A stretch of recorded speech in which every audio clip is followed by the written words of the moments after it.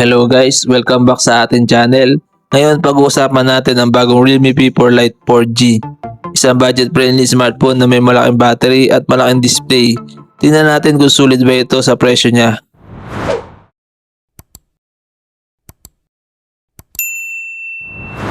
Sa design, meron itong IP64 splash resistance, kaya may protection laban sa alikabok at mga talsik ng tubig.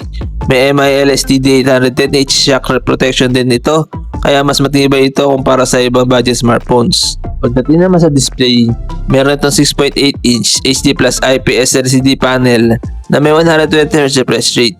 Dahil dito, mas smooth ang scrolling sa social media at pag-browse. Umaabot din ito sa 900 nits sa brightness mode, kaya mas visible ang screen kahit nasa labas ka. Sa performance naman, powered dito ng Unisoc T7250 processor kasama ang Mali G57 MP1 GPU. Para sa everyday tasks tulad ng YouTube, messaging at light gaming, sapat naman ang performance nito.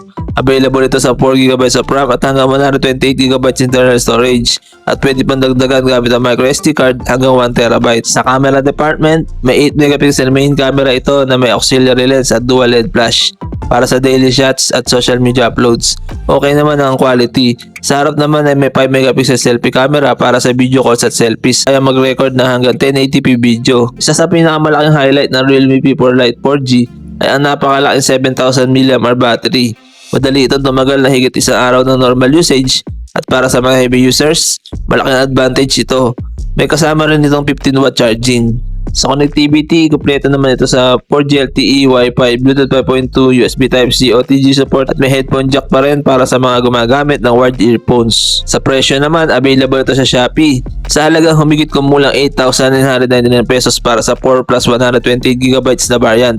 Mas mababa pa ang magiging presyo kapag gumamit ka ng vouchers at discount promos. Ang Realme P4 Lite 4G ay magandang pagpipilian para sa mga naghahanap ng smartphone na may malaking 7000 mAh battery, 120Hz display, expandable storage at matibay na build quality sa budget segment.